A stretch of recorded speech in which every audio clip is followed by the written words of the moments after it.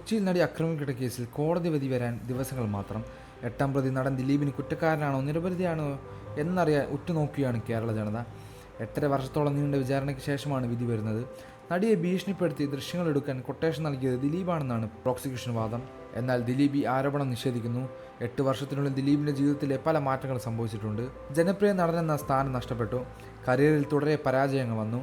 പൊതുജനങ്ങളിൽ നിന്ന് വിമർശനങ്ങളും നേരിടേണ്ടി വന്നു. അതേസമയം ദിലീപിനെ പിന്തുണയ്ക്കുന്നവരുമുണ്ട്. ദിലീപ് തെറ്റ് ചെയ്തിട്ടില്ലെന്നാണ് ഇരുവരുടെയും വാദം.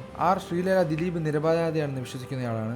ദിലീപ് കുറ്റക്കാരനാണെന്ന് പറയാൻ ആവശ്യത്തിന് തെളിവില്ലെന്നാണ് ശ്രീലേഖയുടെ വാദം. ദിലീപിന് ജയിലിൽ VIP പരിഗണന കൊടുത്തെന്ന ആരോപണം ശ്രീലേഖയ്ക്ക് നേരിടേണ്ടി വന്നിരുന്നു. ദിലീപിനെ അറിഞ്ഞതുകൊണ്ടോ അറിയാതെയോ ഈ കേസിൽ പങ്കില്ലെന്ന് ഞാൻ 100% വിശ്വസിക്കുന്നു. കുടുംബത്തിനടക്കം ഹരാസ്മെൻ്റ് ഉണ്ടായി. രണ്ടാമത്തെ കുട്ടി ജനിക്കുന്നതിന് മുമ്പ് തൊട്ട് 5 വയസ്സ് പ്രായമാവുന്നത് വരെ അതിനൊരു സ്വസ്ഥത കിട്ടിയിട്ടുണ്ടാകുമെന്ന് തോന്നുന്നുണ്ടോ?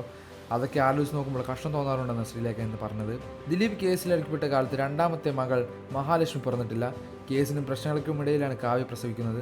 അന്ന് ദിലീപിന് നേരെ കേസുമായി ബന്ധപ്പെട്ട ആരോപണങ്ങൾ തുടരുകയാണ്. പോസ്റ്റിന് ബോളിവുഡ് താരങ്ങൾ ഉൾപ്പെടെ വിമർശനവുമായി രംഗത്ത് വന്നു. നിങ്ങളുടെ ഫ്രണ്ട്സിന് പെൺകുഞ്ഞ് ജനിച്ചതിൽ എൻ്റെ ആശംസകൾ അറിയിക്കുക. അയാൾ ഒരു സ്ത്രീയോട് ചെയ്ത പ്രവൃത്തി മറ്റൊരു പുരുഷൻ മകളോട് ചെയ്യാൻ അനുവദിക്കില്ലെന്ന് മക്കൾക്ക് ഉറപ്പ് കൊടുക്കണം എന്നായിരുന്നു നടി തപ്സി പനുവിൻ്റെ പോസ്റ്റ്. ഇയാളൊരു നടിയെ ബലാത്സംഗം ചെയ്യുന്നുവെന്ന ആരോപണമുണ്ട്. ഒരു സ്ത്രീയായി നിങ്ങൾ അയാളെ പിന്തുണച്ച് ലജ്ജിക്കണം. ഞാൻ ബഹുമാനിക്കുന്നു ശ്രീ. എനിക്കിത് വിശ്വസിക്കാൻ പറ്റുന്നില്ല എന്നാണ് നടി ശ്രീയ ശരൺ സോഷ്യൽ മീഡിയയിൽ കുറിച്ചത്. നടി റായ് ലക്ഷ്മിയും അന്ന് ഈ മാധ്യമപ്രവർത്തകരെ വിമർശിച്ചു. കൂടുതൽ വാർത്തകളും വിശേഷങ്ങളും അറിയാൻ ഈ വീഡിയോ ലൈക്ക് ചെയ്ത് ചാനൽ സബ്സ്ക്രൈബ് ചെയ്ത് സപ്പോർട്ട് ചെയ്യുക.